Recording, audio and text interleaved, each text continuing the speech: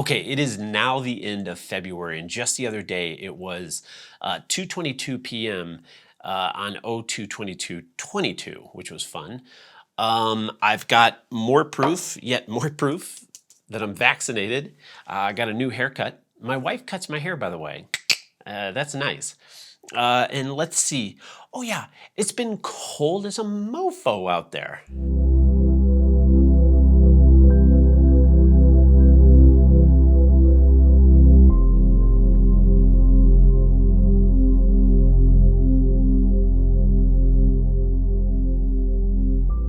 When I say cold, I mean it's been cold. We're talking negative numbers.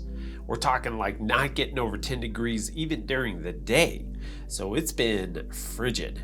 Now, we got this cactus at our house here, and this thing has been handling the cold and the snow like a trooper. This cactus is not concerned about no harsh weather. Me, on the other hand, when it gets this cold, I light up our fireplace. And by light up, I mean I press the button. Okay, so as far as a recap goes, number one, I've got 25 pages written in the script. And I keep going back and forth, right? I'm like, some days I'm like, holy cow, dude, you have got to get the script completed. And other days it's like, dude, stick to the schedule, just stay with the schedule. You'll be able to do this, it'll be fine. So that's been a bit of a roller coaster. As far as equipment goes, I have been rocking the Tiffen Pro Mist filters. Man, are they amazing. So what I have here is the 1/8 and 1/4 strength black Pro Mist filters. And I debated whether I was gonna get both of these filters. I started with the 1/4 inch, but it became apparent immediately that the effect that the filter creates has so much to do with how the light hits the glass and how much light hits it. So I knew that I was gonna wanna be able to dial up from no filter to an 1/8 to a 1/4 and to be able to go back down as well. Okay, so I also got a Aperture MC. Again, I'm doing a lot of car scenes, and so I'm gonna need to be able to get lights in the smaller areas. I may end up getting another one of these, I'm not sure. And of course, behind me is the P60C replacement for the one where the Bluetooth stopped working. So this one is the replacement for it. Now, the test project went fabulous. Well, let me rephrase that. Actually, it went in some ways terrible, which was fabulous to experience. I want to get my teeth kicked in on things so that I get stronger and better.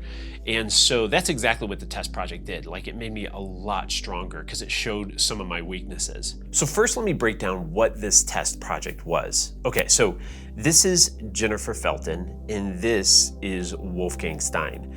And I took a scene from one of my favorite stage plays, and we met 2 times to rehearse it. Then on the 3rd time, we recorded this.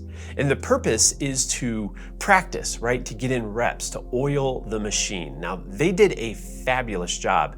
Here were some of my mistakes. Number one, miking Wolf kicked my ass. Everything I tried to do, it was just falling apart. I put the lav right in the V of his sweater. I took 2 Rycoat undercovers, put the mic in between them and created a sandwich, and then basically sandwiched his t-shirt and the sweater to keep everything stuck together. Problem was, there was rustle. So I removed all that and tried the exact same thing again, still got rustle. Then I had him switch outfits, still got rustle. That outfit wasn't that good. We had to go back to the original outfit and still put the mic in and still got rustle. So as a backup, I started up a 3rd lav and planted it in the scene. But the way this should have been approached is, number one, having better expertise for putting a lav on someone. Number 2, there should have been a boom mic set up just in the scene in general, and that could have served me as backup. But again, when you're rusty, you're not thinking of those kinds of things, which is why doing all these little projects are so important. Even doing these videos are super important. So as far as miking people, I'm planning on miking myself a multitude of times, if not on a regular basis, just to constantly get good at putting a lav on someone. So yeah, on this, the reason why I'm wearing this t-shirt is because right in the V of this shirt is my mic. So this gives me an opportunity to do what I should have done with Wolf. So it's the same mic that costs $11D, only this time I put it into a little rubber concealer. It just slides in here and looks like that. Then I took a little strip of toupee tape and taped it to the V of my t-shirt. The other issue that I ran into is that normally I try to have everything set up, you know, pre-production, pre-lit, pre-thought out, like everything thought of before the actors get here. I wasn't able to do that. I got caught in a snowstorm up in Boulder the night before, and so I wasn't able to get as prepared as I should have been. So let me explain. The last short film that I did called All Bets Are Off, you can see in the behind the scene images how prepared I was. I had floor diagrams outlining where the camera should be for each shot. I also had all the scenes put into a schedule, and then I had that schedule in front of me the entire time we were shooting so I could stick to that schedule. Now I get it, this is just a test project and I was sort of winging it, but winging it cost me.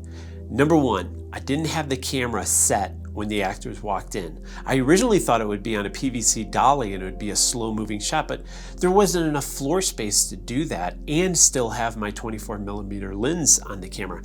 This could have been figured out in advance. I also thought that Jennifer wasn't going to start behind the table. She was going to start in front of the table, filling up the screen with Wolf in the background. But I could have figured out that that wasn't going to turn out the way that I wanted it to in advance. And then lighting. I had some lights set up, but I didn't have the scene lit. So I ended up setting up the lighting while the actors are sitting there. So what I have is a 200X right around here, and it is what's creating this rim light on Wolf. I had to flag it off so that it wasn't spilling light onto these cupboards. Now over here I have another 200X, and it is what's creating the rim light on Jennifer.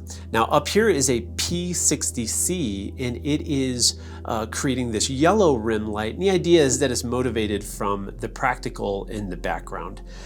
Then I put up two floppies flanking the camera on either side to soak up some of the light that was bouncing around so that we have some dimensionality to the lighting itself. So the big lesson in all of this is that all these things could have been avoided. I slated 3 hours with my actors to capture this scene, and I spent an hour and a half getting frazzled worrying about technical issues where I could have spent that time working on performance with the actors. And you know what? You will never get that production time back. When you're on location with your actors, you just can't get that back, and you can't afford to make those mistakes at that point in time. All that being said, I think the project ended up being super awesome. Wolf and Jennifer did a fantastic job, and I think the project looks great, and I think more importantly, they look great. So, yet at the same time, I'm also grateful that I had the opportunity to learn where I can grow and get better. All right, so this was the recap for February. We now have 2 months down, and we have 10 to go.